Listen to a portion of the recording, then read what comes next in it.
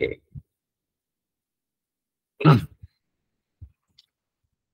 Kelas diagram itu salah satu dari jenis diagram UML. Saya sampaikan waktu itu UML itu bisa terdiri dari beberapa jenis diagram. Use case kita sudah bahas, sekarang kita bahas kelas diagram. Jadi kelas diagram itu salah satu cara untuk memberikan penjelasan atau pendetailan dari aplikasi yang Anda buat. Basicnya Anda tahu kelas. Kalau Anda tidak tahu kelas apa sih? Susah deh. Gitu. Karena kebanyakan sekarang perancangan itu berbasis objek, PBO gitu ya.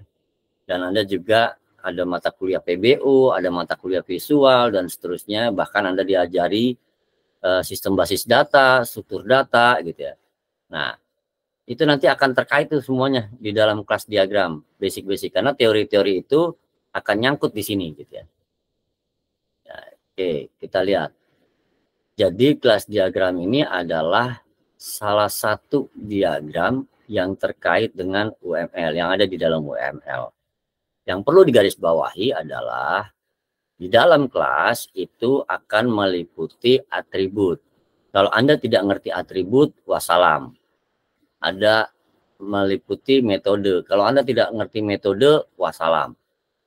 Metode di dalam bahasa pemrograman. Metode, modul, dan seterusnya lah. Lalu relasi. Jadi kalau Anda nggak paham apa itu relasi, ya juga sama, wassalam. Jadi saya mau ceritain bagaimana Anda nggak ngerti atribut apa sih, udah, adanya di mana sih? Nah, itu kelas diagram. Karena ini basicnya adalah sistem basis data, struktur data, dan seterusnya. Kalau di semester 6 ada visual, ada ANSYS yang bicara tentang IRD ya. Nah, karena hampir serupa gitu. Nah, apa aja yang ada di kelas diagram? Ya, pastinya kelas itu sendiri gitu. Nah, selain kelas ada beberapa subkelas atau turunan dari kelas tersebut gitu. Terkadang bisa didetailkan kembali. Jadi ada di kelas di dalam kelas gitu ya. Nah, itu namanya inheritance gitu ya, atau generalisasi, atau nanti relasi antar kelas gitu ya. Jadi ada kelas itu sendiri, ada relasinya, terus apa yang terkait di dalam kelas itu, isinya apa gitu, terus bagaimana hubungannya. Gitu ya. Nah, itu di dalam kelas ya. Terus yang Anda perlu ingat, kelas itu punya dua komponen penting yang terkait dengan structure, terkait dengan behavior. Structure itu lebih kepada karakteristik. Karakteristik itu lebih kepada ciri-ciri. Apa yang paling gampang melihatnya? Atribut. Jadi kalau terkait dengan atribut, berarti dia berhubungan dengan structure. Terus apa yang terkait dengan behavior? Action. Kelas itu punya action. Gitu. Punya aktivitas. Berelasi dengan kelas lain, digunakan oleh kelas lain, dan seterusnya. Berarti dia berelasi. Nah, dua komponen ini harus ada di dalam kelas diagram. Kalau kurang, cuma satu, kemungkinan besar salah. Ini saya andaikan gitu ya. Ini dari materi yang ada ya, jadi Anda bisa nanti setelah, kalaupun ini Anda bisa buka ulang materinya. Misal saya membuat kelas sebuah pintu gitu ya. Pintu itu punya karakter, punya ciri-ciri. Apa sih ciri-cirinya misalkan? Oh, ternyata dia punya lebar sekian, tinggi sekian, warnanya ini. Terus apa aktivitasnya? Pintu itu bisa membuka, bisa menutup, kan gitu. Jadi buka tutup itu bagian dari behavior. Ciri-ciri atau karakter atau atribut itu bagian dari pada structure. Seorang laki-laki, kelasnya gitu ya, kelasnya laki-laki gitu ya. Dia punya tinggi badan sekian, berat badan sekian, potongan rambut sekian, gaya berjalan begini misalkan, gaya berjalan, gaya bicara, dan seterusnya misalkan. Nah, gaya berjalan, gaya bicara, tinggi, berat gitu ya, potongan rambut, atau bahkan nama sendiri gitu ya. Dia punya nama misalkan. Nah, nama sendiri, nah itu bagian dari karakter, ciri-ciri, atau lebih kita sering sebut sebagai atribut. Nah, atribut itu bagian dari structure. Nah, sementara laki-laki itu bisa melakukan aktivitas, berlari, membaca, menonton, dan seterusnya. Nah, itu behavior namanya. Ya, contoh yang paling gampang itu. Nah, sementara kan yang ribet itu kelas ini kan di dalam bahasa programming. Anda bikin sebuah kelas, kelas itu punya karakter atau punya structure. Nah, structure itu harus ada di dalam programming. Terus kelas itu punya action. Actionnya bagaimana? Kan Anda udah diajarin tuh cara bikin programming action. Kan gitu. Nah, kalau Anda nggak ikutkan dua hal ini, ya Anda nggak bisa membuat kelas. Gitu ya. Tuh ya, ini contohnya. Secara diagram, kelas hanya terdiri dari 3 bagian. Nama, atribut, action atau operasi. Terkadang ditulis satu lagi di bawahnya sini, itu keterangan. Boleh nggak? Boleh. Opsional sifatnya. Boleh ada, boleh tidak. Yang pertama, kelas hanya ada 2 komponen penting terkait dengan karakter atau struktur, terkait dengan behavior atau aktivitasnya. Lalu ketika kita menggambarkan kelas, harus ada 3 bagian ini. Kelas, atributnya, lalu operasi. Nah, secara simpel kita lihat ketika sebuah kelas itu ada istilah atribut, berarti kita udah bisa membaca sebetulnya bahwa yang memiliki atribut itu biasanya tabel, biasanya database, gitu ya. Biasanya begitu. Artinya kita menggunakan atribut, gitu ya. Biasanya tabel atau database, kan gitu. Atributnya apa? Sama halnya kayak IRD, Entity Relationship Diagram. Apa yang berelasi entity? Siapa entitinya? Tabel. Gitu.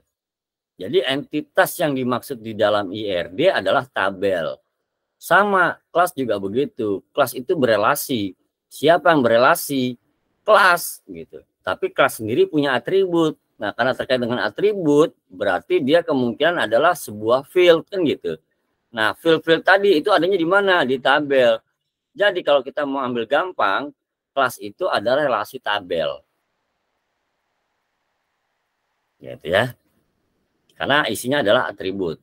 Karena yang punya atribut ya cuma tabel, kan gitu. Namun karena ini dideklarasikan dalam sebuah bahasa programming, maka kita nyebutnya kelas. Kan gitu. Oke ya. Harus ada 3 ini yang penting. Ini contoh. Nama kelasnya mahasiswa, atributnya ini. Nah, ini kan adanya di tabel, gitu ya. Adanya di database. Nah, operasi atau actionnya ini, gitu. Ini kuliah, apakah ini kelas yang lain? Bisa jadi ini kelas yang lain. Jadi bagaimana kelas ini berelasi dengan kelas lainnya?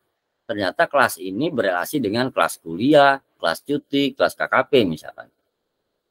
Karena bicara tentang behavior, lingkungan sekitarnya, gitu. Lingkungan yang ada di dalam kelas tersebut. Bicara tentang function, function itu ya bisa jadi fungsinya apa, menyimpan, mengedit, atau metodenya apa, metodenya apa, gitu. Modulnya bagaimana, gitu. Jadi di sini bisa berisi metode, function, atau behavior lainnya, ya. Cuma 3 isinya. Nah, kelas ini dimaksudkan agar kita bisa melakukan visualisasi terhadap struktur-struktur kelas yang ada di dalam sistem tersebut. Karena ketika kita melihat kelas, itu kita bisa kelihatan tuh nanti strukturnya bagaimana. Lalu bagaimana relasi antar kelas tersebut. Relasi baik yang bersifat inheritance, aggregation, maupun asosiasi. Nah, association ini juga merupakan bagian dari sebuah relasi yang ada di dalam kelas. Ini sebetulnya sudah dijelaskan di dalam PBO, gitu ya. Oke. Nah, kelas itu merupakan fondasi ketika kita akan menyusun komponen diagram atau deployment diagram. Ini diagram lain yang ada di dalam UML. Jadi kalau Anda nanti akan ada deployment diagram, Nah, kalau kita nggak paham tentang kelas, ya susah. Nah, di sini juga dibilang diagram paling penting pada object oriented analysis, artinya analisis berbasis objek atau analisis dan desain berbasis objek atau pemrograman berbasis objek atau OOP, Object Oriented Programming. Nah, ini paling penting. Kenapa? Ini akan menggambarkan objek-objek yang ada di dalam programming. Kelas itu objek, gitu. Tapi kelas itu berisi atribut. Nah, berarti objek yang dimaksud adalah kemungkinan besar adalah tabel. Apakah kelas itu harus tabel? Nah, itu nanti Anda perhatikan kembali tuh. Kalau Anda bikin sebuah kelas dalam sebuah form, Anda bikin form, nah itu kan ada kelas tuh. Ada kelas utama atau super kelas gitu ya, ada kelas yang paling atas maksudnya. Terus ada sub-subnya, bahkan ada sub-subnya lagi. Lalu di dalam sub itu terdiri dari sekian modul, misalnya. Sekian action gitu. Nah, itu perlu diperhatikan juga tuh. Digambarkan dengan sebuah kotak dengan 3 section, nih, 3 bagian. Sebuah kelas atau atribut atau metode bisa mempunyai dokumentasi. Gunakan dengan lambang di bawah ini dan ditarik dengan garis putus-putus tanda panah kalau dia memiliki sebuah dokumen. Ya. Jadi ada bisa dituliskan di bawahnya. Gitu. Atau mungkin bersifat dokumen gitu ya. Silahkan, boleh ditulis. Disarankan untuk tidak menggambar tanpa 3 section ini, artinya minimal. Gitu. Kalau yang keempat opsional, boleh ada, boleh tidak. Ya. Sebuah keterangan boleh dituliskan dengan tanda kurung kurawal. Gitu ya. Oke. Nah, ini yang bagian terpenting untuk bisa dipahami. Gitu. Kenapa? Karena bagaimana relasi antar kelas di dalam sebuah programming. Salah satunya adalah asosiasi, association. Ini keterlibatan antara kelas dan action itu sendiri. Jadi kalau kita bicara antara user dengan case yang dimaksud, gitu. Kalau kita lihat kelas sebuah objek, kelas itu sebuah form, misal. Di form itu akan memuat karakter, akan memuat deskripsi yang Anda deklarasikan, misalkan. Kan harus ada tuh, biasanya kalau di ini deklarasikan dulu variabelnya bagaimana dan seterusnya. Setidaknya semua hal itu bisa kita bilang sebagai sebuah properti. Sehingga karakter, ciri-ciri, atribut yang ada di dalam objek tersebut itu udah kita jelaskan atau detailkan di dalam kelas itu sendiri. Lalu di dalam kelas itu biasanya berisi metode action daripada objek yang bersangkutan. Karena ada action, kalau Anda pasti ketika bahasa programming, Anda menuliskan bahasa programming, Anda menuliskan modul-modul, kan pasti ada action. Nah, action itu metode. Gitu. Nah, ini sebagai contoh, Anda bikin sebuah kelas. Kayak tadi Anda gambarkan use case. Use case-nya adalah pengumpulan data. Pertanyaan saya, apakah pengumpulan data ini melalui form? Kalau Anda bilang ya, terus gambarannya bagaimana ya pengumpulan data lewat form? Kira-kira atributnya apa aja? Kan begitu. Kemarin di papan tulis saya bilang, isiannya apa aja? Apa yang dikumpulin? Gitu. Ketika saya sudah tuliskan, ini isiannya ini, isiannya ini, isiannya ini, paling bawah ada tombol, kan gitu. Ternyata di tombol itu saya bilang action, gitu. Nah, actionnya apa? Nah, ketika tombol itu adalah metode. Apa yang Anda lakukan atau apa yang kelas lakukan di dalam tombol itu. Gitu. Jadi sebuah kelas itu terdiri dari atribut. Atribut itu ya field-field tadi gitu loh maksud saya. Nah, actionnya apa? Ternyata ada tombol di bawahnya. Nah, tombol-tombol itu adalah metode. Gitu. Bahkan ada modul di dalam modul. Nah, itu kan hati-hati juga. Gitu ya. Jadi nama kelasnya tuh biasanya paling atas, kan ada tuh public class apa kan gitu ya. Nah, itu kelas. Lalu ada atributnya yang ditempelkan, lalu ada operasinya. Ini contoh yang paling gampang ya. Makanya kalau Anda nggak bisa membaca bahwa form itu adalah sebuah objek. Objek yang kita tulis merupakan sebuah kelas. Kelas itu ternyata terdiri dari atribut. Dan di dalamnya ada metode misalkan. Nah kalau Anda nggak bisa melihat itu ya susah juga jadinya menjelaskannya. Belum lagi kemarin saya bilang form itu bagaimana untuk menentukan proses. Ya kita lihat aja ada berapa form. Karena form itu merupakan action. Namanya action ya pasti proses. Namanya action ya berarti itu yang dieksekusi sama sistem misalkan. Kan begitu. Sering saya sampaikan seperti itu gitu ya. Oke. Ini contoh. Ketika kita menempelkan sebuah kelas, nah kita jangan lupa bahwa kelas memiliki visibility. Visibility itu level. Level itu ditunjukkan dengan simbol plus, pagar, min. Artinya apa? Plus itu berarti public. Pagar itu berarti protect. Privat itu min itu berarti privat. Nah, ini adalah level dari sebuah kelas. Makanya Anda kalau bikin kan ada di public void. Nah, berarti itu paling atas tuh. Biasanya dia super class gitu ya. Terus Anda bikin di bawah public void itu ada public protect misalkan, protect void misalkan. Atau privat void. Nah, berarti kan itu bagian di dalamnya, subnya gitu ya. Kan begitu bikinnya ya. Nah, itu perlu diperhatikan. Kenapa? Karena nanti Anda harus tahu tuh ketika Anda menempelkan tanda atau simbol plus, Anda menempelkan simbol crash, Anda menempelkan simbol min, berarti artinya berbeda. Kalau Anda menempelkan simbol min berarti dia privat. Kalau privat berarti dia sub. Kalau sub pertanyaannya induknya apa? Kan dia harus tahu tuh.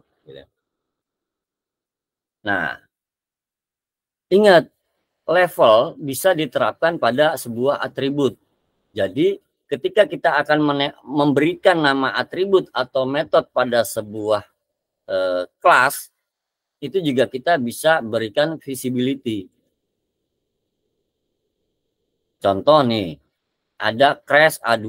Nah ini kan A2 atribut. Atribut apa? Kelas. Karena bagian tengah ini adalah atribut. Ini bagian bawah itu action atau operasi atau metode. Gitu. Makanya baik di atribut maupun di metode itu bisa kita sisipkan visibility.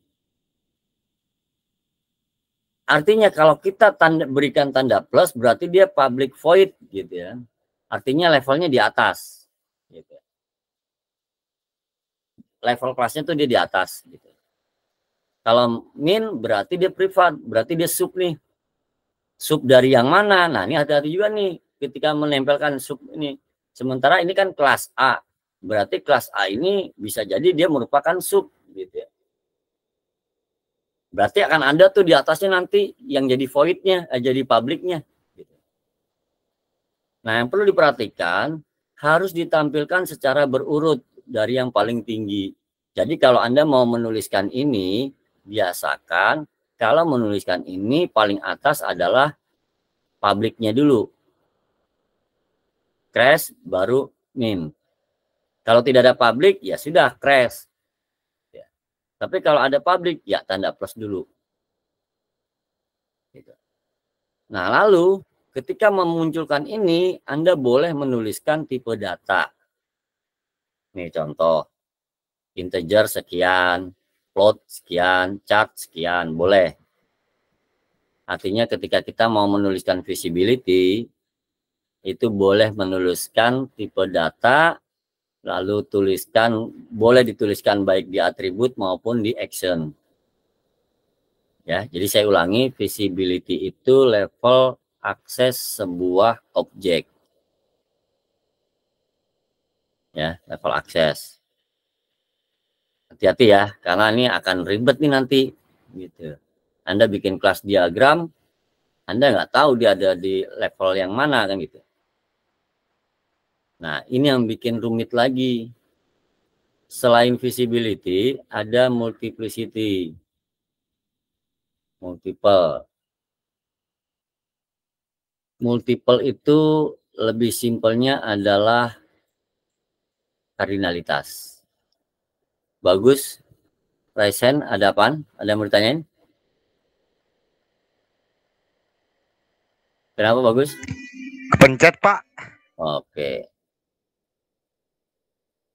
Jadi ini lebih gampangnya adalah kardinalitas. Apaan Pak kardinalitas? Waduh, saya bingung juga kalau ditanya lagi kardinalitas.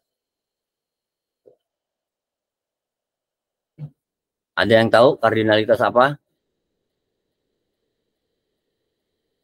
Siapa yang IPK-nya paling tinggi di kelas ini? Gitu. Di dalam IRD itu ada kardinalitas. Gitu. Di dalam IRD. Gitu. Nah, karena kita tidak bicara IRD, kita bicara kelas. Nah, di kelas itu istilahnya multiplicity. Itu akan menggambarkan beberapa indikator atau beberapa gambaran keterhubungan antar kelas, relasi antar kelas. Gitu. Bisa digambarkan batas minimal sampai batas maksimal. Artinya multiplicity itu adalah indikasi berapa banyak objek yang bisa mengisi properti.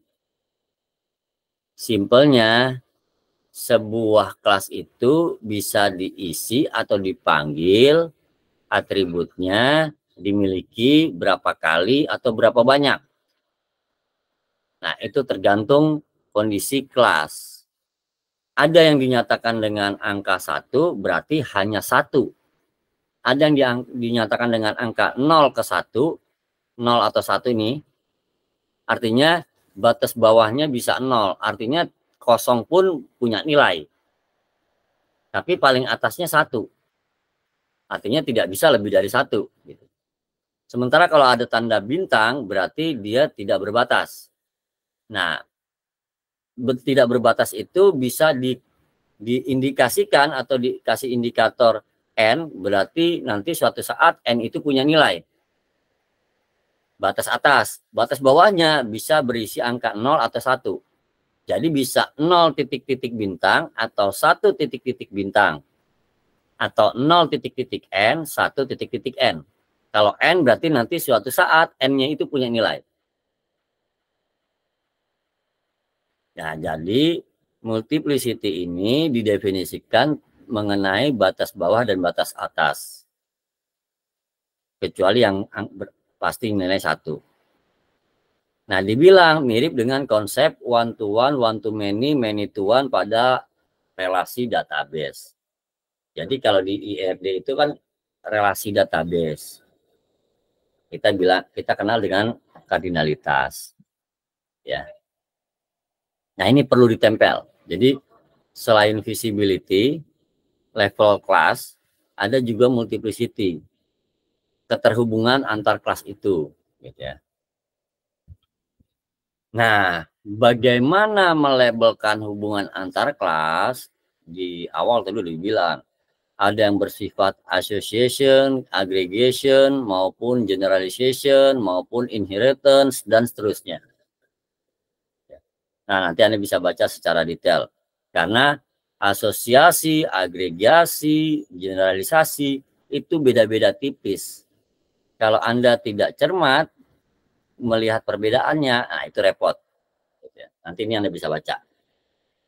Contoh, inheritance. Kita bisa bilang generalisasi dia sama kayak kemarin use case, gitu.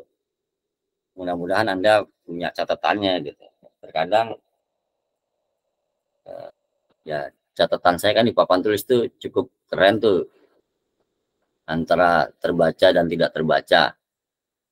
Nah, ketika use case, saya bilang, sebuah use case itu bisa memiliki anak.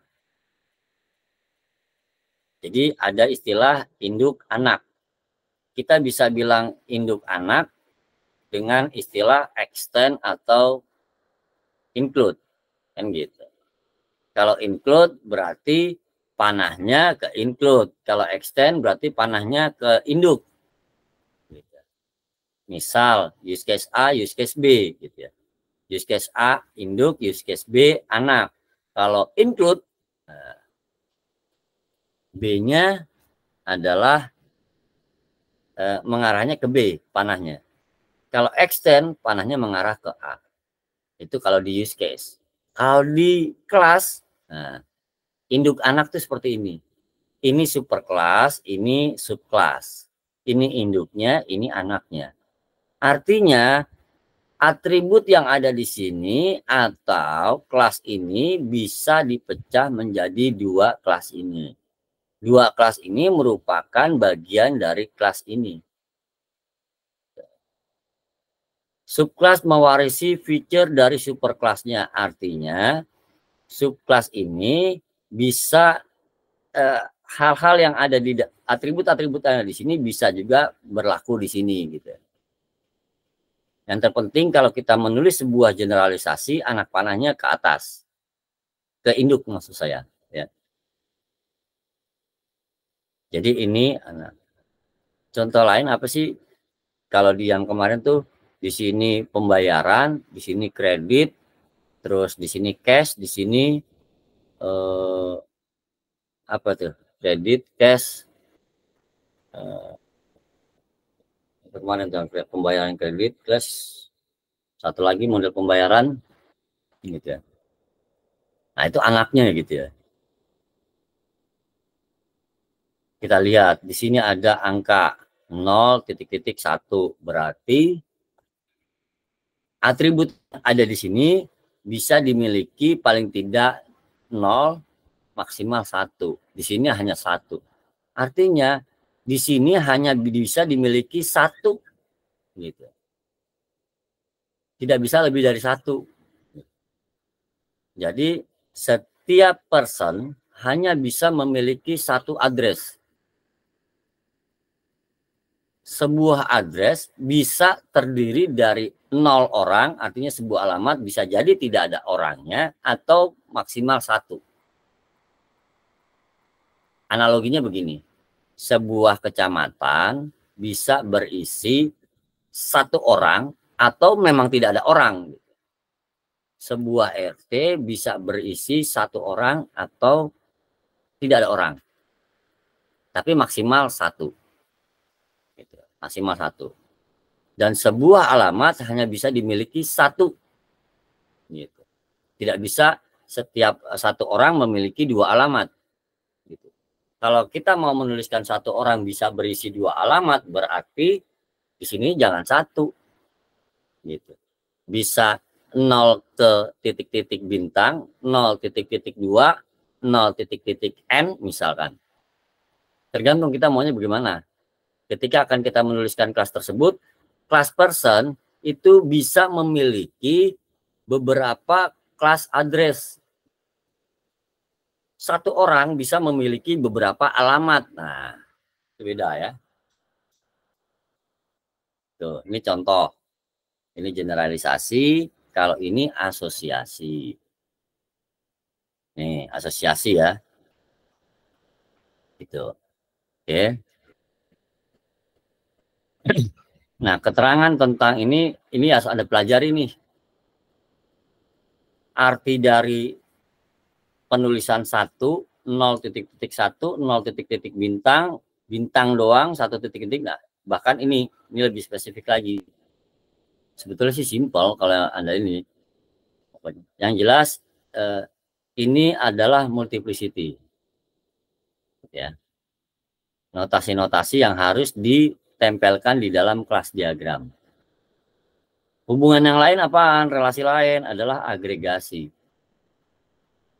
Di sini dinyatakan sebuah hubungan atau agregasi bisa dinyatakan ketika sebuah kelas yang lebih besar gitu, berisi 1 atau lebih kelas yang lebih kecil. Gitu. Artinya ada sebuah kelas itu di dalamnya tuh ada kelas-kelas lagi gitu. Kelas di dalam kelas. Kelas yang lebih besar ini memiliki beberapa kelas kecil. Nah, kalau dinyatakan dengan kepemilikan tadi gitu. ditandai dengan sebuah agregasi. Agregasi simbolnya adalah diamond, terbuka, artinya kosong. Karena nanti ada diamond tertutup, artinya di sini. Gitu. Ada item-item di sini. Ini disebut diamond kosong karena ini kosong, terbuka. Gitu ya. Nah, ini menyatakan tetap relationship. Contoh, mahasiswa ke kerja. Ada kelas mahasiswa di sini tandanya 1 titik-titik bintang. Artinya mahasiswa ini bisa berisi 1 atau lebih dari pekerjaan. Kalau ngebacanya, kalau tulisan begini di sini minimal tidak punya pekerjaan atau maksimal 1 pekerjaan. Kalau kita baca, 1 mahasiswa bisa memiliki 1 pekerjaan atau tidak punya pekerjaan. Boleh nggak lebih dari 1? Tidak bisa, karena di sini batasnya 1, maksimal 1, minimal 0. 1 pekerjaan bisa dimiliki oleh lebih dari 1 mahasiswa, 2, 3, 10, sampai tak terhingga, karena angkanya bintang. Tapi minimal 1. Artinya setiap pekerjaan pasti ada mahasiswanya. Nah, maksudnya pekerjaannya misalkan satpam. Berarti ketika ada pekerjaan satpam, berarti ada mahasiswa nih sebagai satpam, minimal 1 orang. Ada nggak mahasiswa sebagai satpam? Tidak ada. Oh, nggak bisa. Kenapa? Karena di sini tulisannya 1, kecuali di sini 0. Artinya sebuah pekerjaan bisa dimiliki minimal 1 atau bahkan dimiliki oleh beberapa orang mahasiswa. Satpam bisa diberikan kepada 4 mahasiswa, 5 mahasiswa misalkan.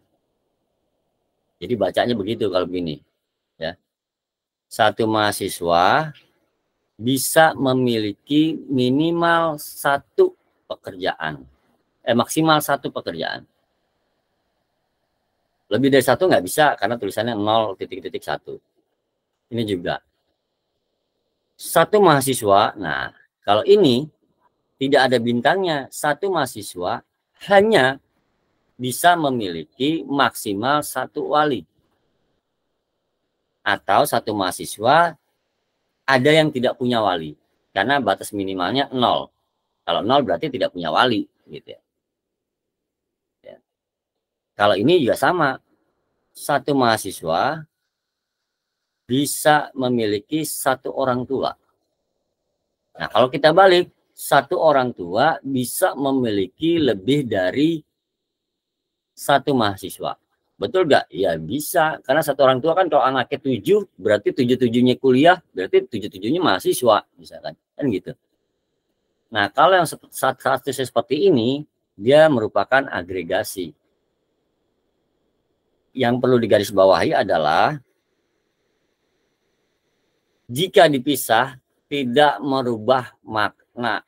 Artinya ini masih bagian dari statusnya ini. Tapi ini punya atribut tersendiri. Dia punya atribut. Kode 01 nama pekerjaan gitu ya misalkan. Kode 02 nama wali. Kode 03 nama wali, kode 04 nama wali. Wali A mahasiswanya A1 misalkan. Wali B mahasiswanya A2. Bisa gak wali C mahasiswanya A1 juga gitu. Nggak bisa karena 1 mahasiswa hanya bisa memiliki maksimal 1 wali. Ortu A gitu. Mahasiswanya A1, ortu A mahasiswanya B1, ortu A mahasiswanya C1, boleh gak? Boleh.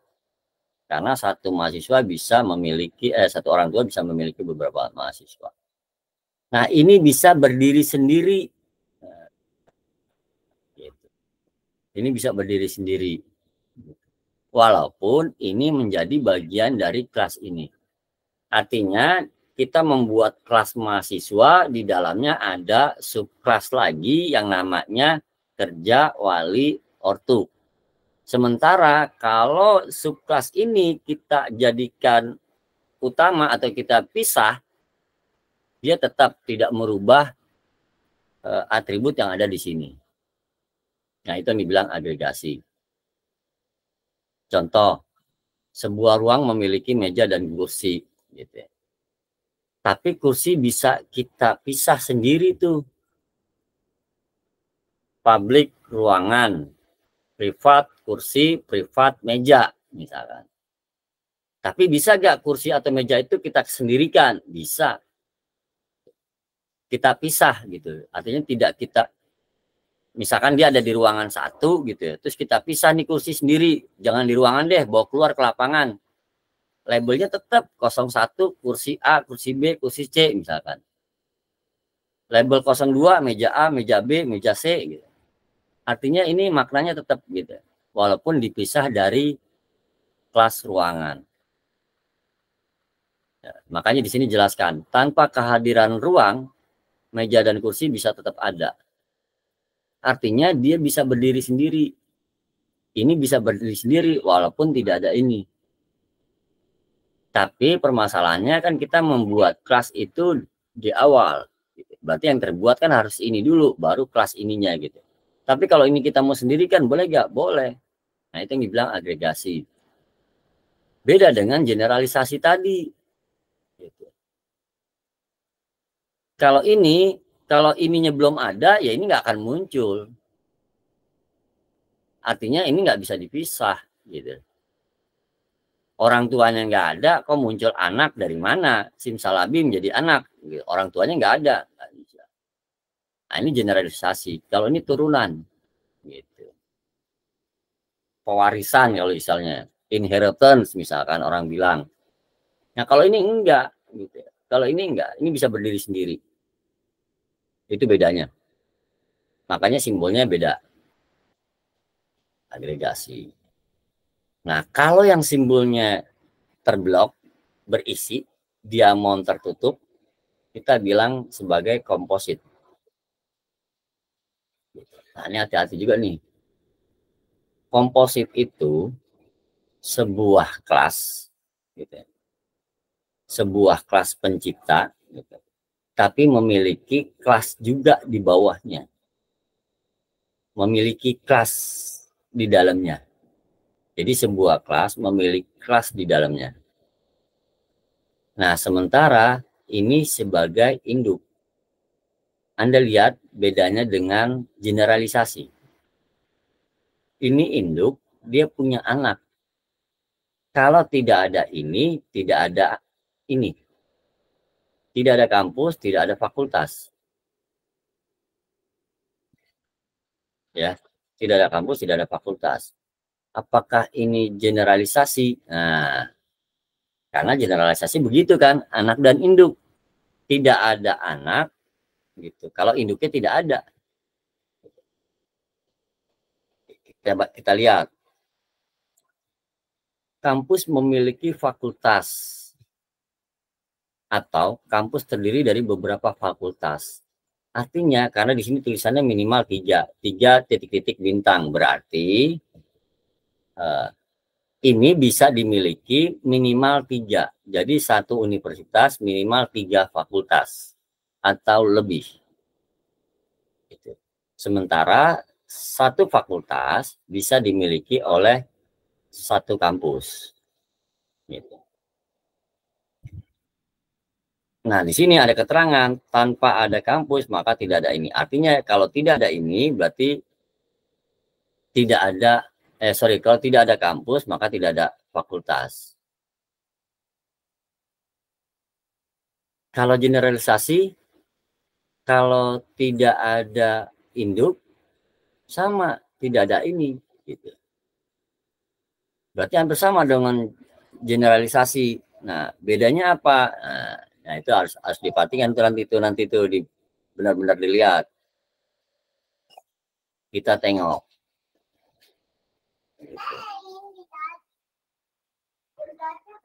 Item di sini, atribut di sini bisa diturunkan ke sini. Atribut di sini bisa diturunkan ke sini. Misal dipanggil kode 01 nama ini.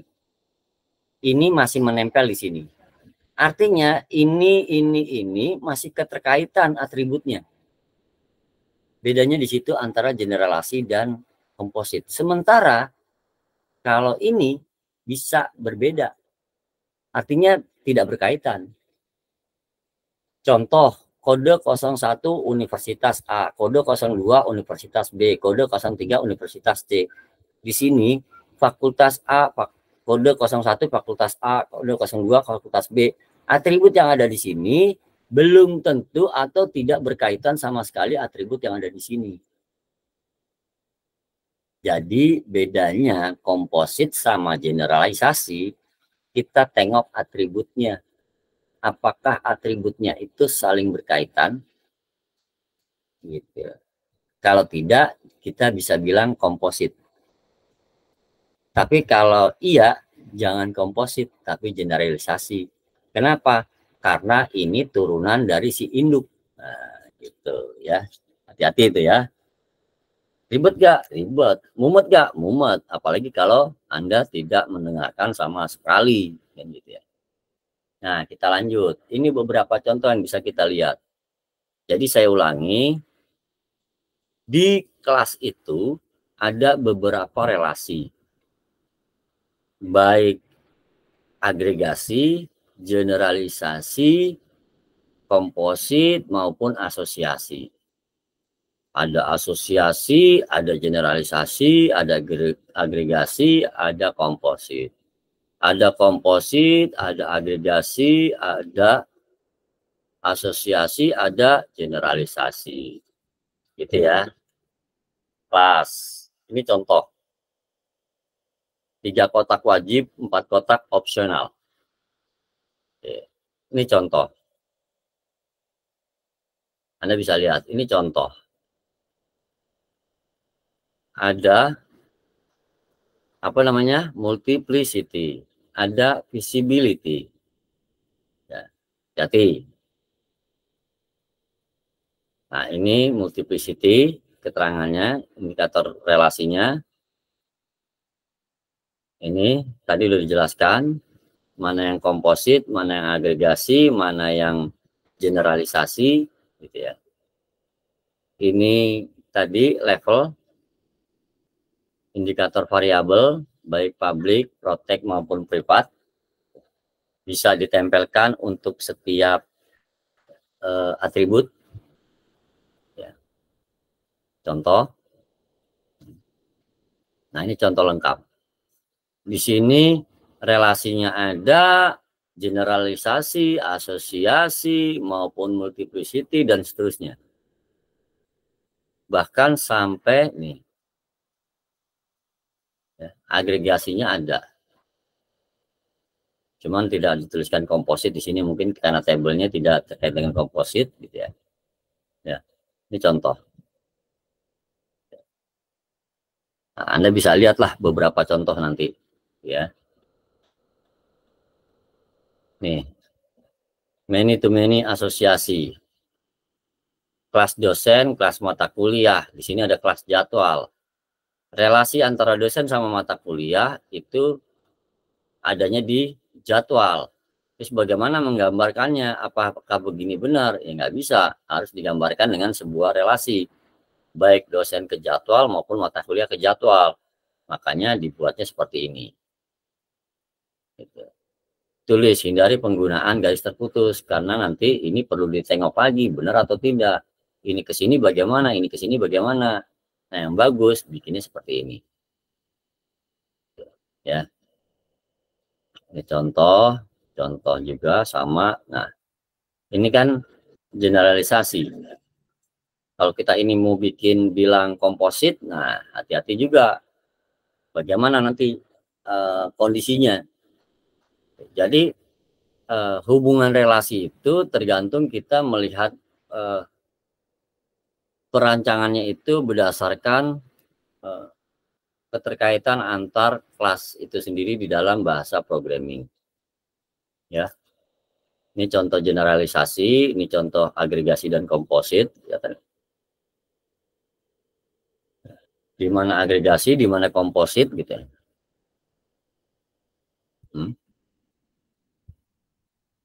Ini agregasi, ini komposit. Tandanya hanya dengan diamond block, diamond tertutup dan diamond terbuka. Ini ya, kita bisa lihat. Oke. Nah, sekarang kita tengok.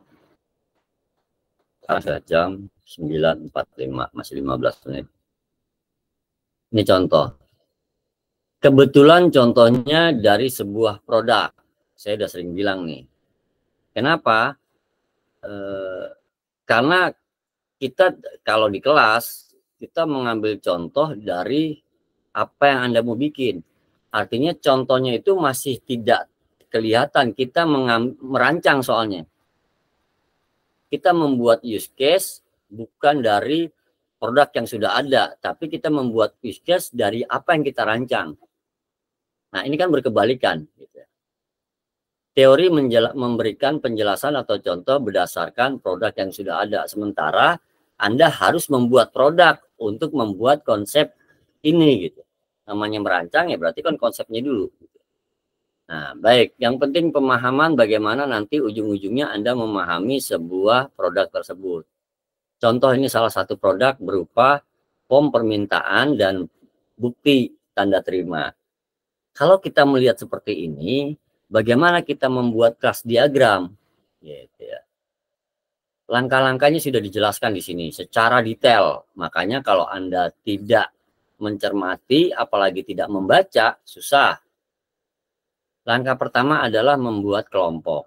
Jadi dari tampilan ini atau dari contoh Anda kelompokkan. Kelompok 1 mana, kelompok 2 mana. Anda boleh bebas mengelompokkan berdasarkan apa tergantung persepsi Anda. Kebetulan di sini mengelompokkan ada kelompok 1 isinya ini. Kelompok 1 isinya ini kecuali nama unit. Ini kan bisa jadi persepsi Anda ketika mengelompokkan ini, Anda mengelompokkan apa nih gitu kan. Mana yang mau dikelompokkan? Jadi Anda mengelompokkan, mengeluarkan atribut pada dokumen dengan mengelompokkannya. Artinya seluruh atribut yang ada di sini, Anda comot-comotin, terus Anda kelompokin. Oh ini bagian ini bagian ini bagian ini, bagian di sini. Udah pokoknya dikelompokin lah. Sehingga muncul bisa ada mungkin kebetulan 5 kelompok misal. Jadi langkah pertama itu. Anda lihat, Anda cermati, apa saja atributnya, Anda kelompokkan.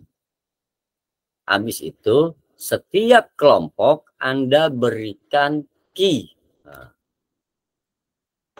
Anda tuliskan key. Anda tentukan key-nya. Oh, nggak ada. Kalau nggak ada, Anda bikin baru. Menentukan atribut yang dapat menjadi primary key. Ketika kita lihat ini, ada nggak? Ini bisa nggak jadi key? Nggak bisa. Kenapa nggak bisa? Wah, panjang kali lebar lagi nyeritainnya gitu. Saya asumsinya Anda udah ngerti apa yang dimaksud key. Baik primary key, secondary key, dan seterusnya. Kalau harus jelaskan itu lagi, kita kembali lagi tuh ke semester 3. Gitu. Sistem basis data gitu, atau struktur data. Gitu. Oh, ternyata nggak bisa. Kalau nggak bisa, berarti kita bikin key-nya. Apa key-nya? Kode unit. Gitu ya. Ini bisa nggak dijadikan key? Bisa. Gitu. Karena key itu kan harus unik. Gitu loh. Nama barang. Bisa nggak kita bikin key? Nggak bisa. Makanya harus ada key yang baru. Kode barang. Dan seterusnya. Nama staff. Bisa nggak jadi key? Nggak bisa. Makanya kita tambahkan key yang baru. Kode staff. Jadi langkah pertama adalah mengelompokkan. Langkah kedua membuat key atau menentukan key. Langkah ketiga merubah kelompok-kelompok ini atau entitas-entitas ini menjadi sebuah entitas yang jelas. Gitu. Jadi kita rename namanya. Oh namanya ini, namanya ini, namanya ini, namanya. Jadi ada 5 entitas. Terus ngapain lagi? Jadi 5 entitas sudah ada key-nya, sudah jelas. Baru kita hubungin satu-satu berdasarkan dokumen tersebut. Dan tentunya berdasarkan asumsi atau persepsi yang kita punya. Apakah form akan terkait dengan unit? Apakah form akan terkait dengan staff? Apakah form akan terkait dengan barang? Nah, kan kita lihat tampilannya seperti ini. Apakah form akan terkait dengan barang? Apakah form akan terkait dengan staff? Dan seterusnya. Yang pasti kita tentukan relasinya. Udah kita tentuin dulu. Sehingga terbentuklah relasi seperti ini. Dari 5 entitas tadi. Habis itu ngapain? Tentukan lagi multiplicity-nya, tentukan. Kardinalitasnya lah. Tentukan dan seterusnya. Sehingga terbuatlah seperti ini misal. Ya. Begitu cara membuat kelas diagram. Sampai situ ya. Terakhir adalah seperti biasa. L6-nya Anda bikin kelas diagram dari judul RPL yang Anda buat. Begitu kira-kira. Oke. Sampai situ ada pertanyaan? Silakan kalau ada pertanyaan.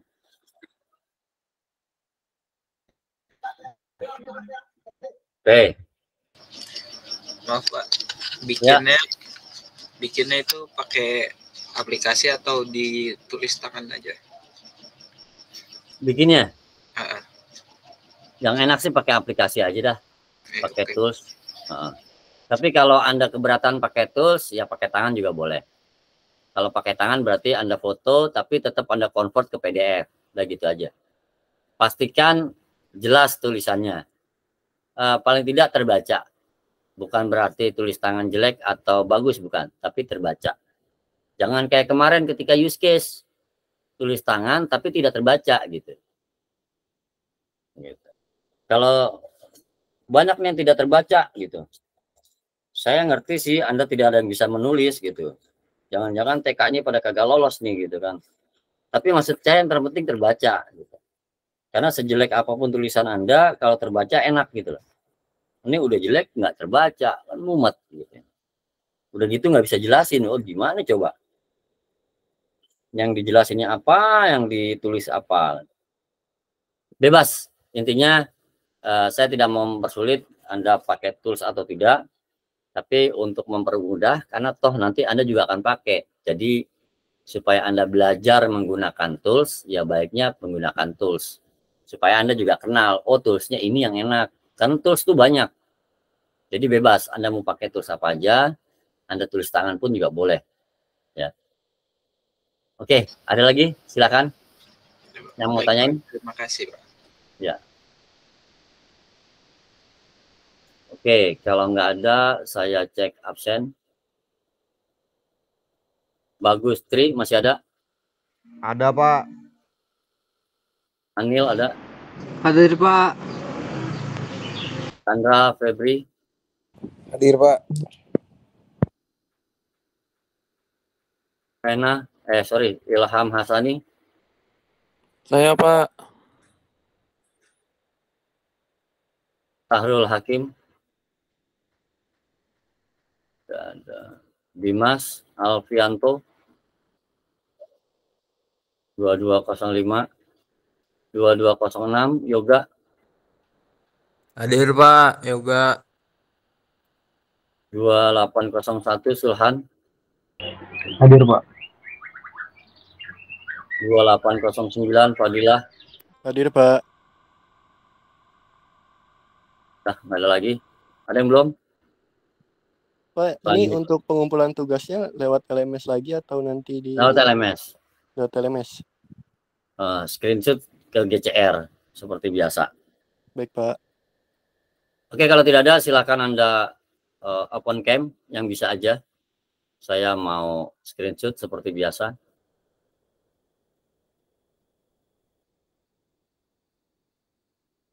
Silahkan open cam.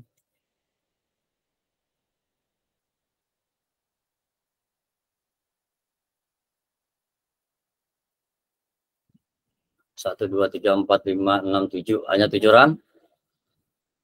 8, 9.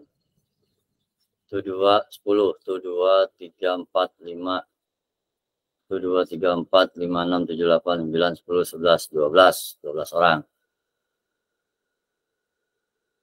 Oke, nggak apa-apa. Silakan menghadap ke kamera. Kita foto bareng dulu. 1, 2, 3. Oke, sebentar saya copy ke file.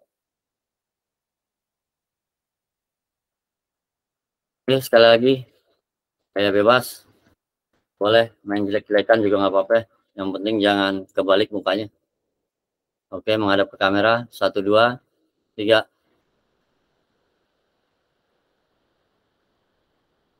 Oke, terima kasih. Saya akhiri. Wabillahi taufiq wal hidayah. Assalamualaikum warahmatullahi wabarakatuh.